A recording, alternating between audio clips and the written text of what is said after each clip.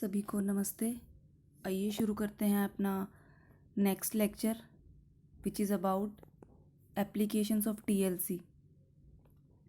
तो पिछले लेक्चर में हमने पढ़ा था टीएलसी क्या होता है, टीएलसी प्लेट्स कैसे प्रिपेयर करते हैं, सैंपल कैसे रन करते हैं। आज हम पढ़ेंगे एप्लीकेशंस ऑफ टीएलसी। तो टीएलसी के एप्लीकेशंस क्या क्या हैं? For identification and quality control of drugs, measuring the concentration of a particular substance in a formulation. एक पर्टिकुलर सब्सटेंस की कंसंट्रेशन की वो कितने अमाउंट में प्रेजेंट है उसकी किसी फॉर्मुलेशन में हम वो मेजर कर सकते हैं। इम्प्योरिटीज़ को मेजर कर सकते हैं, इम्प्योरिटी को सेपरेट भी कर सकते हैं with help of TLC. Identification of drug metabolised, जो हमारी बॉडी में मेटाबॉलिज्म होता है ड्रग्स का, उसको टीएलसी की हेल्प से हम आइडेंटिफाई कर सकते हैं कि how much amount of drugs are metabolised in our body. For knowledge of milligram of impurities of substance in very less concentration, बहुत छोटी से छोटी कंसंट्रेशन या किसी छोटी से छोटी इम्प्योरिटी को भी हम टीएलसी की हेल्प से डिटेक्ट कर सकते हैं। It is further utilised for structural analysis of indirect ultraviolet spectrum and simple required for this should be pure. Next है आपका एल्कलॉइड सेपरेशन के लिए। फॉर एग्जांपल, आपकी फील्ड से एग्जांपल लिया है स्ट्रिचनी फ्रॉम नक्स वोमिका की एक्सट्रैक्शन हम कर सकते हैं। Fruit of certain natural products fluorescent techniques is used for examine the fruit extract. TLC is used as a British pharmacopoeia. HPTLC is used for separation of steroids, lipids, carbohydrates, peptides, either protein, porphyrin और polypeptides। तो ये तो आपकी हो गई application TLC की। आप किस किस फील्ड में इसका यूज़ कर सकते हो। फिर आपकी आती हैं it is used for the separation of all classes of natural products. जैसे कि आयुर्वेदा में हम बेसिकली किन चीज़ों पे ज़्यादा वर्क कर रहे हैं हमारे आयुर्वेदा में? Natural products, medicinal products, herbs, ये हमारी ज़्यादा यूज़ होती हैं। तो इनकी सेपरेशन में ये हेल्पफुल है। It is established as an analytical tool in modern pharmacopoeias. और चेकिंग सैंपल की प्योरिटी चेक करने के लिए, examination of reaction for identifying organic compound. It is extensively used as an identification test and test for purity, कि how much your compound is pure.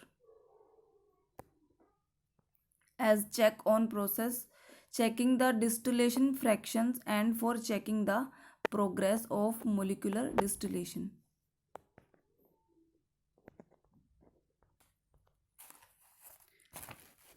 हाँ जी, जो हमने next chromatography पढ़नी है वो हमने पढ़नी है कॉलम क्रोमेटोग्राफी। तो कॉलम क्रोमेटोग्राफी डिस्कवर किसने करी थी? ये एक रशियन बोटेनिस्ट थे मिकेल स्वेट, जिन्होंने 1906 में कॉलम क्रोमेटोग्राफी का इन्वेंशन किया था।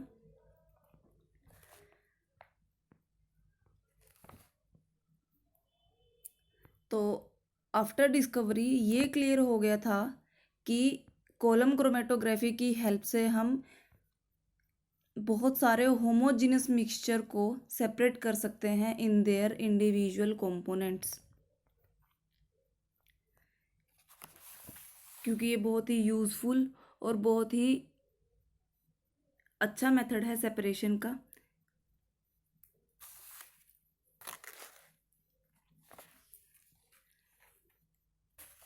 तो it is a technique employed for separation of components of mixture by continuous distribution of components between two phases. One is mobile phase, which moves, and other is stationary phase in a continuous manner. The chromatography is carried out in column. It is called column chromatography. इसको column chromatography इसीलिए बोलते हैं नाम से, क्योंकि ये chromatography आपके columns में होती है। It is otherwise known as gravity chromatography. Gravity chromatography क्यों कहते हैं? क्योंकि ये ग्रेविटेशनल फोर्स की हेल्प से सेपरेशन होती है कंपाउंड्स की। आप परपेंडिकुलरली रखते हो कॉलम्स को ग्रेविटी के, और कॉलम के टॉप से आप सैंपल डालना, कॉलम के टॉप से सैंपल जाता है आपका, और वो कॉलम के नीचे तक, बॉटम तक, with the help of gravitational force धीरे धीरे धीरे धीरे नीचे आते रहते हैं, और उसमें डिफरेंट टाइप्स के बैंड बनते हैं और वो सेपरेट होते हैं। इसलिए हमने इसको क्या बोला है? Gravity chromatography.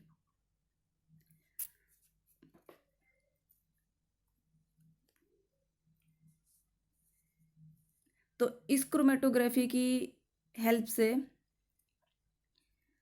substance can be separated or introduced onto the top of column packed with an adsorbent, passes through the column at different rates that depends upon the affinity of each substance।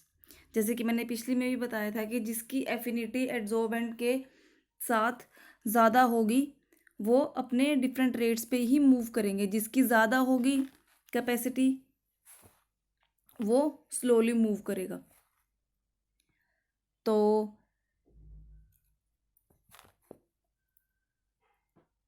It is a solid liquid technique. Solid liquid क्यों बोला है? Solid आपका जो होगा, जो आपका stationary phase है वो आपका होगा सॉलिड। और लिक्विड टेक्निक क्यों बोला है? क्योंकि जो आप सॉल्वेंट इसमें डालोगे वो आपका मिक्सचर होगा आपके सैंपल का और सॉल्वेंट का लिक्विड फॉर्म में।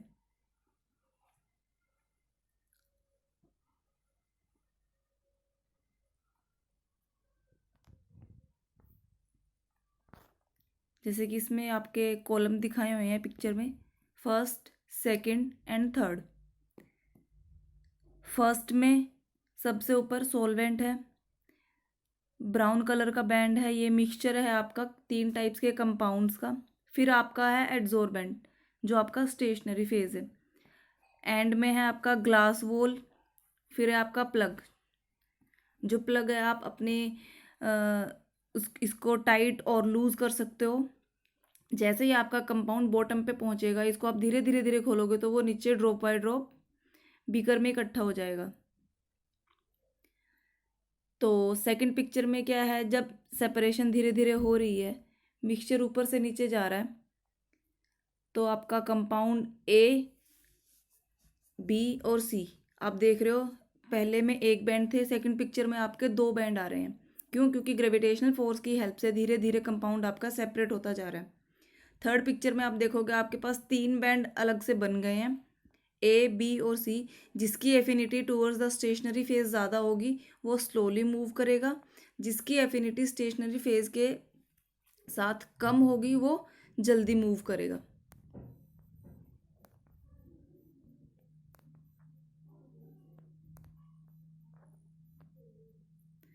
अब कॉलम प्रिपेयर कैसे करे जाते हैं? It is prepared by mixing the silica with the suitable solvent and poured into the glass column. Suitable solvent is moved along with the compound mixture through the column according to the polarity. तो आइए देखते हैं principal क्या होता है column chromatography का।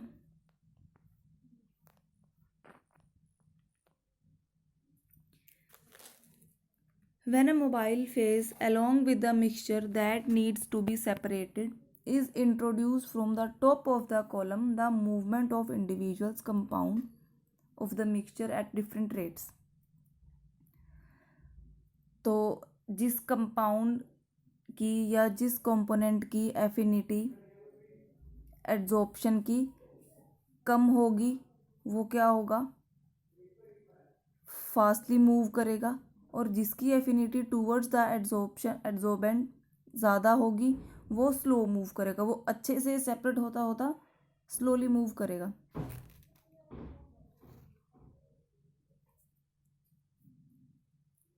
तो it mainly depend upon the affinity toward the adsorbent.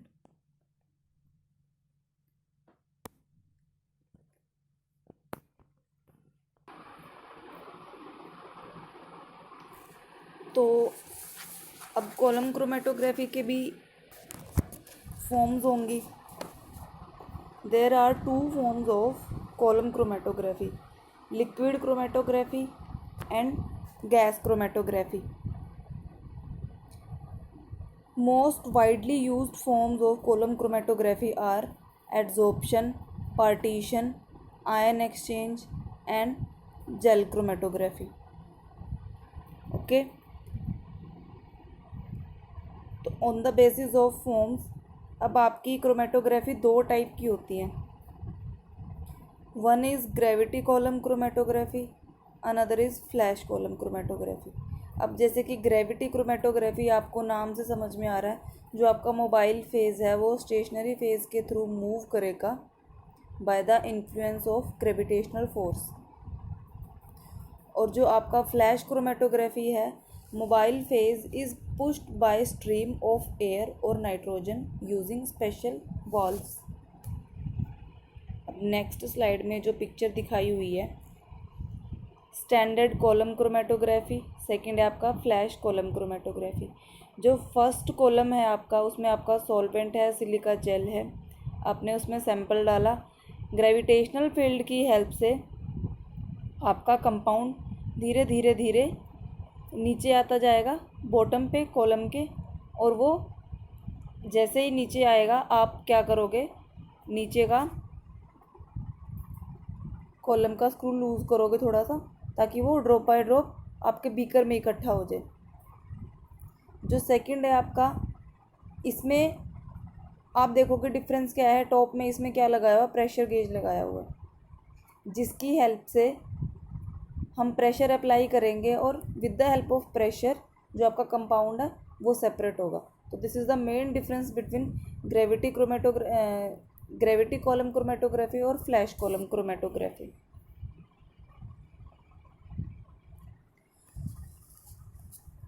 तो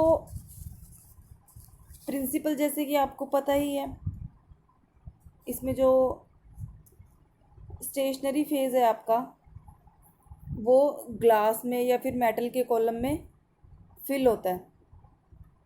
the mixture of analytes is then applied and then mobile phase commonly refer to as eluent is passed through the column either by use of a pumping system और applied gas pressure.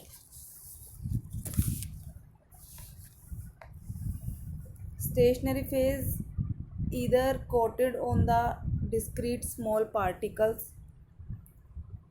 and packed into the column or applied as a thin film to the inside wall of the column।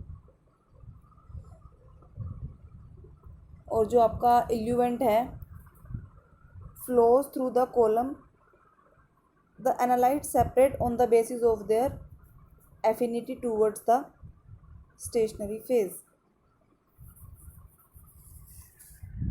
अब कुछ instruments हैं जो column chromatography में आपके use होते हैं। Column chromatographic system में using a gas and a liquid molecule phase consist of a following components. First आपका हो गया stationary phase, chosen to be appropriate for the analytes to be separated. जैसे कि आपका जो स्टेशनरी फेज होगा वो आपका क्या होगा, calcium carbonate in solid form में। ओके,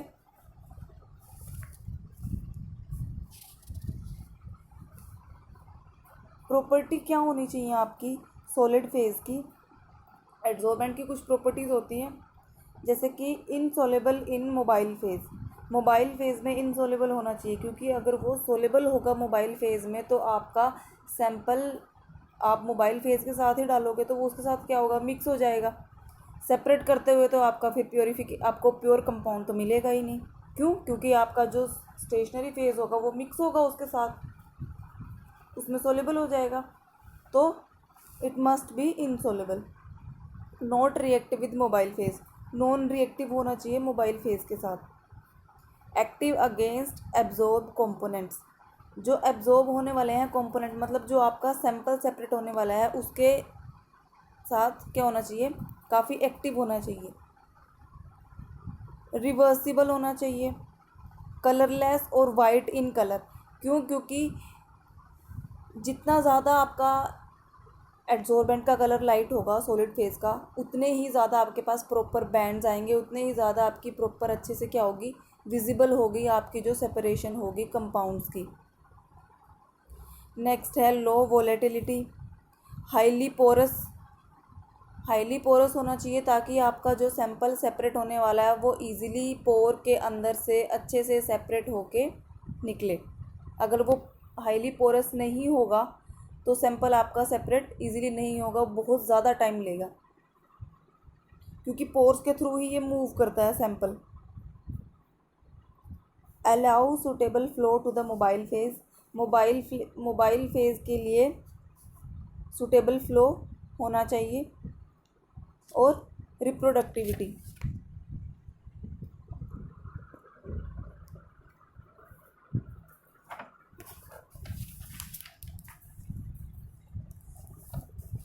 तो बेसिकली आपके कौन कौन से टाइप के आप एड्जॉर्बेंट यूज़ कर सकते हो कॉलम क्रोमेटोग्राफी में, on the basis of activity. Highly active कौन से होते हैं, मीडियम एक्टिविटी वाले कौन से होंगे, और वीक एक्टिविटी वाले कौन से होंगे। जो आपके स्ट्रॉन्ग एक्टिविटी वाले होंगे वो आपके कौन क्या होंगे, आप यूज़ कर सकते हो activated magnesium silicate, alumina, charcoal, magnesia या एक्टिवेटेड सिलिका। स्ट्रॉन्गली एक्टिव होते हैं आपके, बट हम बेसिकली यूज़ करते हैं एक्टिवेटेड सिलिका।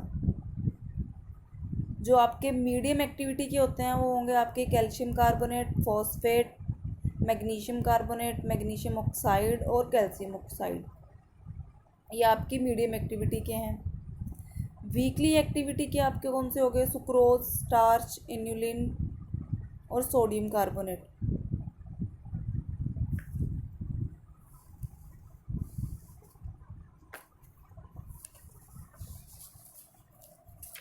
तो जो आपके सबसे ज़्यादा स्ट्रॉन्ग एड्जॉर्बेंट होंगे वो कौन से होंगे, सिलिका जेल हो गया, चारकोल हो गया, एल्यूमिनिया हो गया।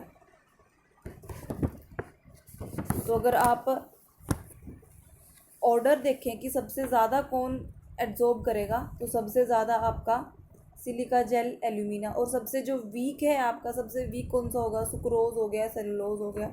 ये आपके जो एड्जॉर्बेंट हैं वो सबसे वीक हैं। ठीक है, हो गई आपकी स्टेशनरी फेज की बात।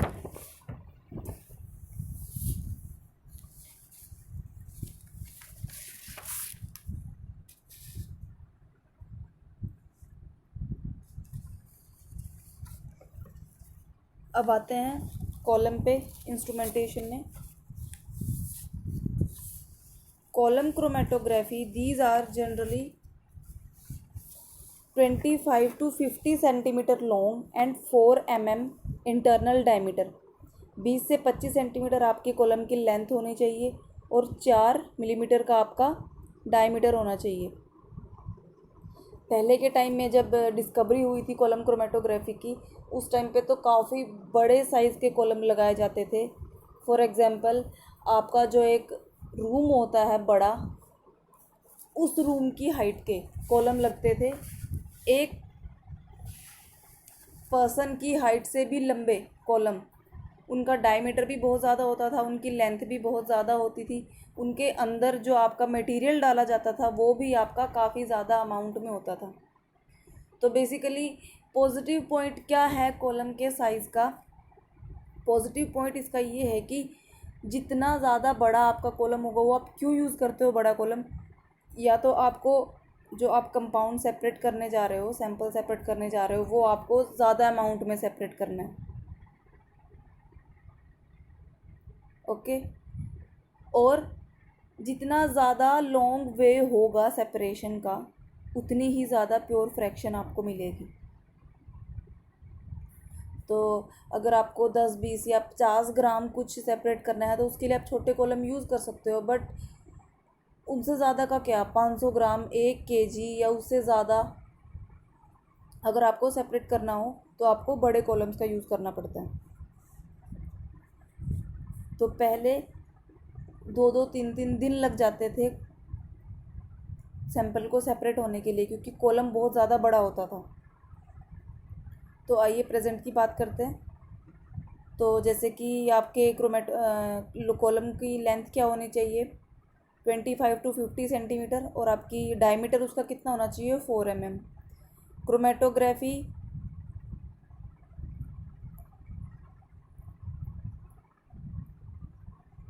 जो आपका कॉलम है made of stainless steel, where in gas chromatography there are 1 to 3 metre long and 2 to 4 diameter होगा उसका, and made by either glass और स्टेनलेस स्टील। आजकल प्लास्टिक के भी कॉलम्स बने बना प्रिपेयर होते हैं। आपका जो फ्लैश क्रोमेटोग्राफी है, फ्लैश क्रोमेटोग्राफी में आप प्लास्टिक के कॉलम्स भी यूज़ कर सकते हो, वो पहले से ही प्रिपेयर्ड होते हैं। तो they may be either of the conventional type filled with stationary phase और of the microboard type in which the stationary phase is coated directly on the inside wall of the column।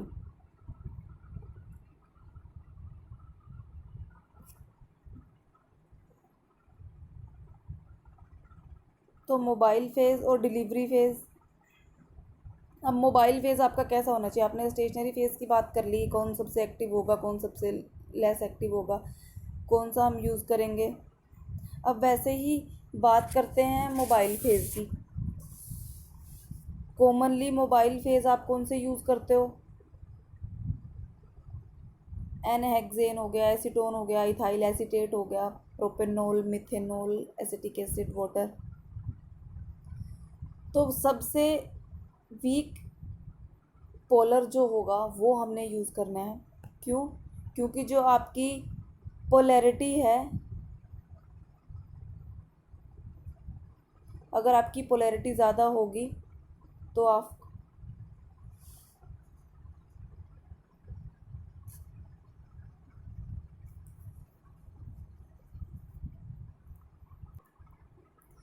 आपने क्या लेना है, जिसकी polarity कम होगी वो क्या होगा, आपका जल्दी मूव करेगा।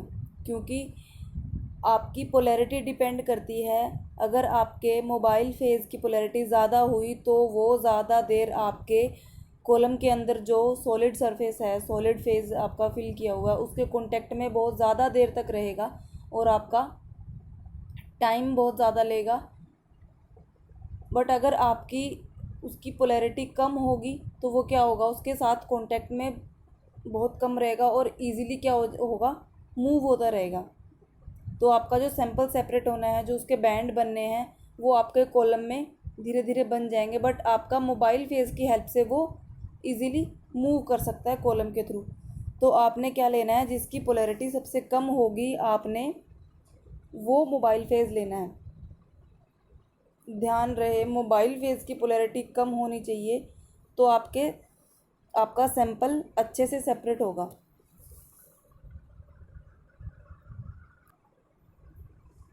मोबाइल फेज़ की बात कर ली, अब आता है इंजेक्टर सिस्टम।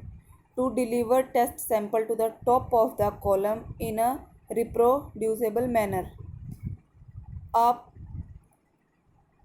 इंजेक्टर की हेल्प से क्या करते हो, सैंपल इंजेक्ट करते हो कॉलम के अंदर। क्योंकि इंजेक्ट करने के लिए आप इंजेक्शन का यूज़ क्यों करते हो, क्योंकि जो आपका पोर होता है बहुत ही छोटा होता है, तो उसमें आप ऐसे बीकर से या डायरेक्टली आप कोई सैंपल नहीं डाल सकते, वो आपको इंजेक्शन के थ्रू उसके अंदर डालना होता है ताकि वो धीरे धीरे कॉलम के अंदर मूव करता जाए। फिर आपका इसमें होता है detector and chart recorder, to give continuous record of the presence of analytes in eluate as the emerge from the column। जो आपका continuously क्या दिखाता है, रिकॉर्ड दिखाता रहता है, ग्राफ दिखाता रहता है कि आपके सैंपल के अंदर कितने टाइप्स के कंपोनेंट्स प्रेजेंट हैं। वो आपके स्क्रीन पे, जो आपका इसका इंस्ट्रूमेंट होता है कॉलम क्रोमेटोग्राफी का, स्क्रीन पे ग्राफ बनता रहता है। तो जितनी पीक होंगी 1 2 3, उससे पता लगेगा कि आपके सैंपल के अंदर इतने कंपाउंड्स प्रेजेंट हैं। और पीक की ब्रॉडर से क्या पता लगेगा, पीक जितनी ज़्यादा ब्रॉड होगी तो इसका मतलब इस पर्टिकुलर कंपोनेंट का कंसंट्रेशन सैंपल में इतना है। Okay. Detection is usually based on the measurement of physical parameter such as visible और अल्ट्रावायलेट एब्जॉर्प्शन और fluorescence. A peak on the chart recorder represent each separated analytes. Fraction collector for collecting the separated analytes for further biochemical studies. आपको वो further जो आपके sample separate हुए हैं आप उनको अपनी फ्यूचर स्टडीज़ के लिए यूज़ कर सकते हो। अब आती है बारी कॉलम प्रिपरेशन की, क्योंकि कॉलम क्रोमेटोग्राफी तो क्या होगी, कॉलम लगाओगे, सैंपल उसमें डालोगे, मोबाइल फेज़ होगा, स्टेशनरी फेज़ होगा, मूव करेगा ग्रेविटी के थ्रू या फ्लैश क्रोमेटोग्राफी के थ्रू, वो सेपरेट हो जाएंगे। कौन कौन से आप मोबाइल फेज़ यूज़ करोगे, कौन से आप स्टेशनरी फेज़ यूज़ करोगे, वो इसमें बता दिए हैं। But how to prepare a column, column को कैसे प्रिपेयर करेंगे।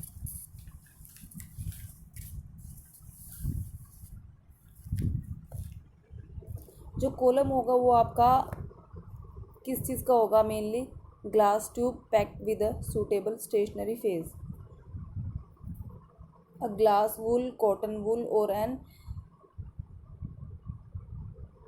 asbestos pad is placed at the bottom of the column before packing the stationary phase.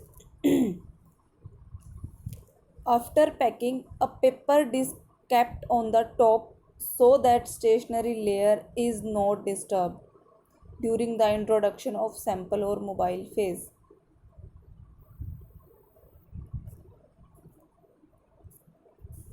अब यहाँ पे 2 टाइप के कॉलम की प्रिपरेशन होती है, ड्राई पैकेजिंग ड्राई फिलिंग या वेट पैकेजिंग वेट फिलिंग। तो ड्राई में क्या होगा, जो आपका एड्जॉर्बेंट है ड्राई पाउडर्ड फॉर्म में होगा in the column and the solvent is allowed to flow through the column till equilibrium is reached. ये आपका ड्राई पैकेजिंग हो गया। आपका वेट पैकेजिंग में क्या होगा, slurry of adsorbent with a mobile phase is prepared and is poured into the column. It is considered as an ideal technique for packaging. So before using column, it should be washed properly and dried. The column should also be free from impurity and uniformly filled with the stationary phase.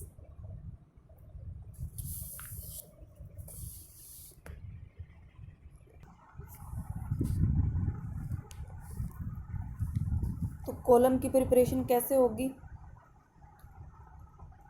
एक glass column लिया, उसमें हम क्या करेंगे, petroleum ether भरेंगे और CaCO3 को fill करेंगे। और ध्यान रहे कि कॉलम के अंदर आपका बबल न बन पाए, बबल नहीं बनना चाहिए आपका। तो उसके साथ क्या होगा कि आपका बीच में गैप हो जाएगा। अगर बबल बनने की हेल्प से बबल अगर आपका कॉलम के अंदर बनेगा कॉलम प्रिपरेशन के टाइम पे, तो जो आप उसमें सैंपल डालोगे सेपरेट करने के लिए वो आपका अच्छे से सेपरेट नहीं होगा।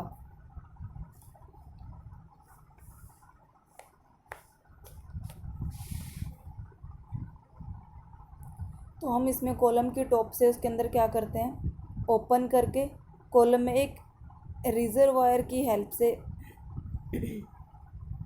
Drop by drop petroleum ether डालेंगे।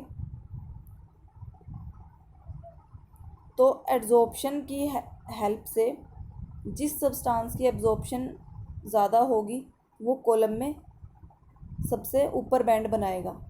जैसे कि पिक्चर में देख रहे हो आपने सैंपल अप्लाई कर दिया, ठीक है, सॉलिड मैट्रिक्स है आपका, नीचे आपका पोरस प्लग है, आपकी टेस्ट ट्यूब है सैंपल कलेक्शन के लिए। धीरे धीरे धीरे बैंड आपका अलग होता जा रहा है। सबसे ऊपर आपका है ग्रीन, फिर है आपका ब्लैक, फिर है आपका रेड। थर्ड में आप देख रहे हो ग्रीन ऊपर है, रेड नीचे है। क्यों? क्योंकि जो कंपोनेंट ग्रीन है उसकी एड्जॉर्प्शन कैपेसिटी हाई है एज़ कंपेयर टू रेड, तो वो ऊपर बैंड बना रहा है, मतलब उसकी स्पीड क्या है, स्लो है रेड कंपोनेंट से। तो how we obtain pure fraction?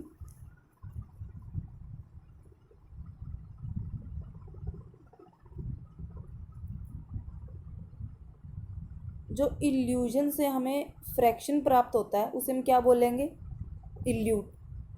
तो जो आपका मोबाइल फेज़ है उसकी हेल्प से इल्यूट करते हैं हम आपके सैंपल को।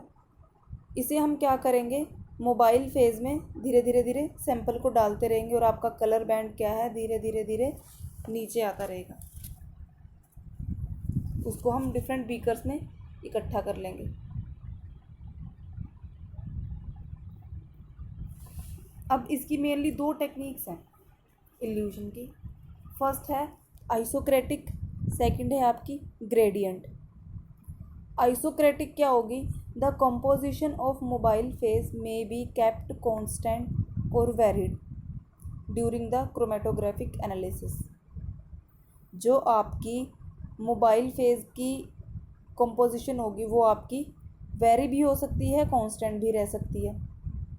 Isocratic illusion is typically effective in separation of sample components that are very different in their affinity for the stationary phase।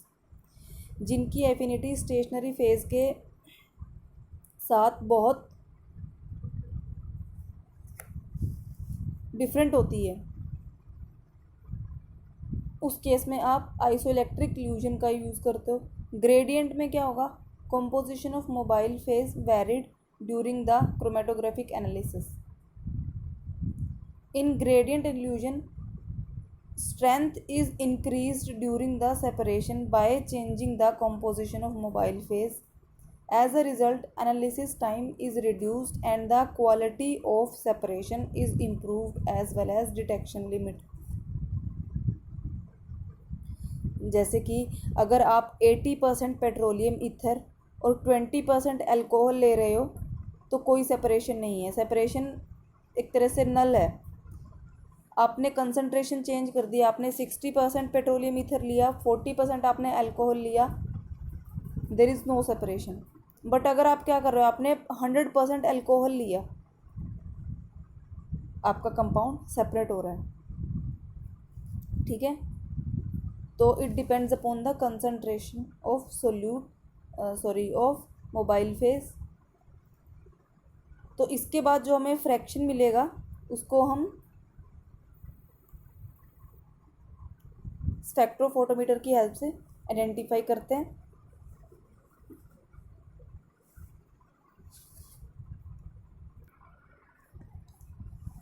तो अगर ओवरऑल हम बात करें, कॉलम क्रोमेटोग्राफी में कॉलम्स का यूज़ करते हैं। कॉलम के अंदर आपका सॉलिड फेज होगा स्लरी फॉर्म में, वो आपका ड्राई पैकेजिंग भी हो सकती है, आपकी वेट पैकेजिंग भी हो सकती है। फिर आप उसमें मोबाइल फेज सैंपल के साथ मिक्स करके मोबाइल फेज उसमें अप्लाई करोगे with the help of injector. Injector का क्यों यूज़ करते हैं? क्योंकि अगर आप डायरेक्टली कॉलम में सैंपल अप्लाई करोगे तो वो कॉलम के अंदर के सॉलिड फेज को डिस्टर्ब कर सकता है, उसको ख़राब कर सकता है, उसकी पोरोसिटी को डिस्टर्ब कर सकता है।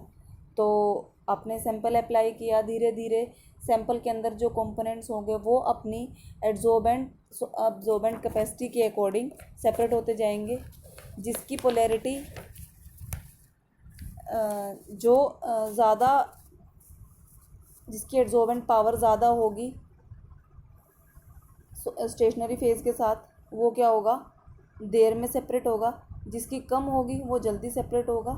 तो देर वाला क्या करेगा, सबसे पहले बैंड बनाएगा, और जो जल्दी जल्दी मूव करेगा, जिसकी कैपेसिटी एब्जॉर्बेंट सरफेस के थ्रू ज़्यादा होगी, कम होगी सॉरी, वो क्या करेगा, इजीली जल्दी से मूव करेगा और सबसे एंड में बैंड बनाएगा।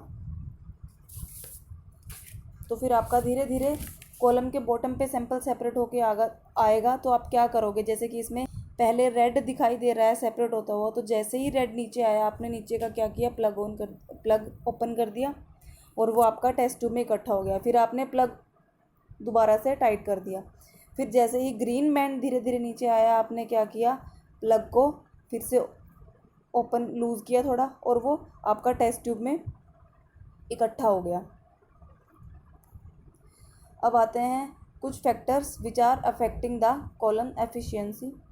डायमेंशन ऑफ कॉलम का डायमेंशन डिपेंड करता है। अगर आपका सैंपल सेपरेट करने के लिए कम है और आप बड़े कॉलम का यूज़ कर रहे हो तो ऑब्वियस सी बात है आपको टाइम बहुत ज़्यादा लगेगा और आपका फ्रैक्शन इजीली सेपरेट नहीं होगा क्योंकि आपने कॉलम ज़्यादा डायमीटर का लिया है।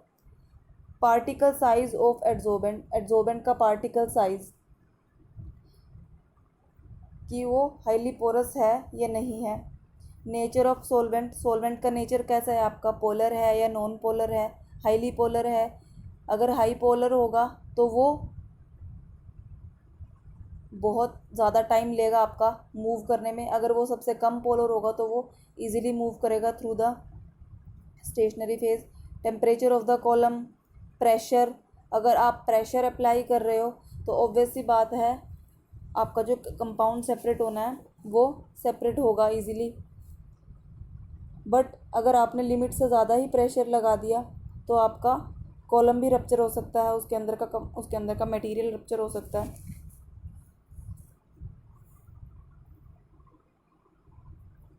Column chromatography use to fractionate the ghrit into polar and non-polar fraction on silica gel।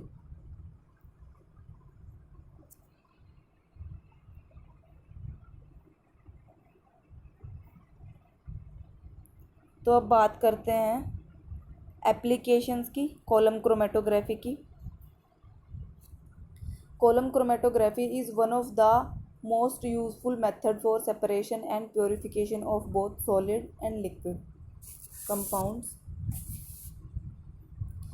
Like separation of chlorophyll a होगा डार्क ग्रीन कलर का आपका। अगर आप कॉलम में क्लोरोफिल सेपरेट करने जा रहे हो, आपने लीफ एक्सट्रैक्ट बनाया है, उसका सैंपल प्रिपेयर किया है, तो अगर आप उसको कॉलम में अप्लाई कर रहे हो सैंपल को, तो आपका जो डार्क ग्रीन कलर का होगा वो आपका क्लोरोफिल ए होगा। जो आपका येलोइश ग्रीन कलर का बैंड बनेगा वो आपका क्लोरोफिल बी होगा। और जो आपका येलो बैंड बनाएगा वो आपका ज़ेंथोफिल्स होंगे। और ऑरेंज बैंड आपका किस चीज़ का होगा, कैरोटिनॉइड्स का होगा। नेक्स्ट एप्लीकेशन है इसकी separation of bio active compounds from medicinal plants help in discovery of new effective drug for curing various disease in the future. तो आप काफ़ी टाइप के बायो एक्टिव कंपाउंड्स भी सेपरेट कर सकते हो, आप डिफरेंट टाइप के फाइटोकेमिकल्स भी सेपरेट कर सकते हो।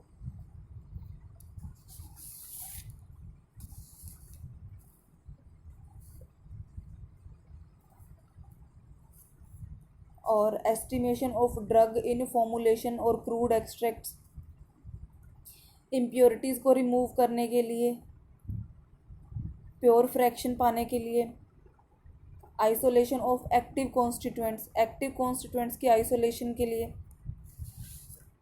एडवांटेज क्या है कॉलम क्रोमेटोग्राफी की, any type of mixture can be separated by chromatography.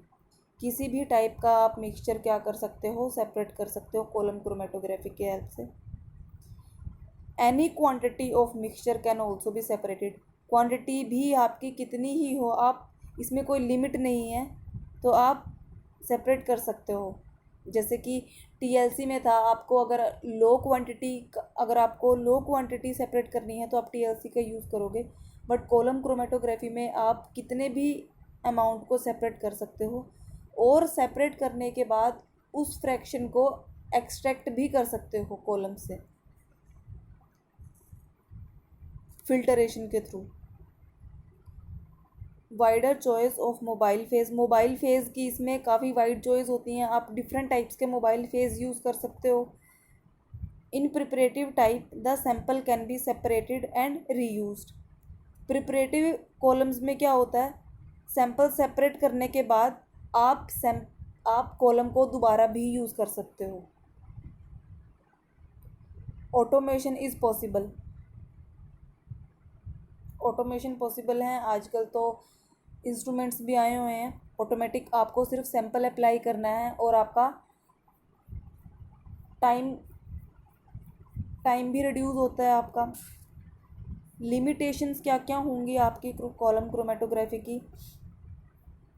Obviously time consuming है, क्योंकि अगर आपको लार्ज अमाउंट में कोई सैंपल सेपरेट करना है तो आपका टाइम ज़्यादा कंज्यूम होगा।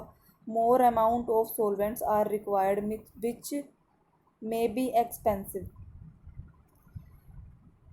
आपको सॉल्वेंट्स काफ़ी ज़्यादा अमाउंट में चाहिए होते हैं, क्योंकि आपके कॉलम के डायमीटर पे अगर आपको ज़्यादा अमाउंट में सैंपल सेपरेट करना है तो आपको बड़ा कॉलम यूज़ करना पड़ेगा, तो उसी के अकॉर्डिंग आपको अपना सॉल्वेंट लेना होगा। Automation makes the technique more complicated and costly, क्योंकि ऑब्वियसली जो इनके इंस्ट्रूमेंट्स होते हैं वो थोड़े कॉस्टली होते हैं और कॉम्प्लिकेट भी होते हैं। तो फ्रेंड्स, ये आज का लेक्चर हमारा यहीं पे ख़त्म होता है। आई होप आपको कॉलम क्रोमेटोग्राफी अच्छे से समझ में आई होगी।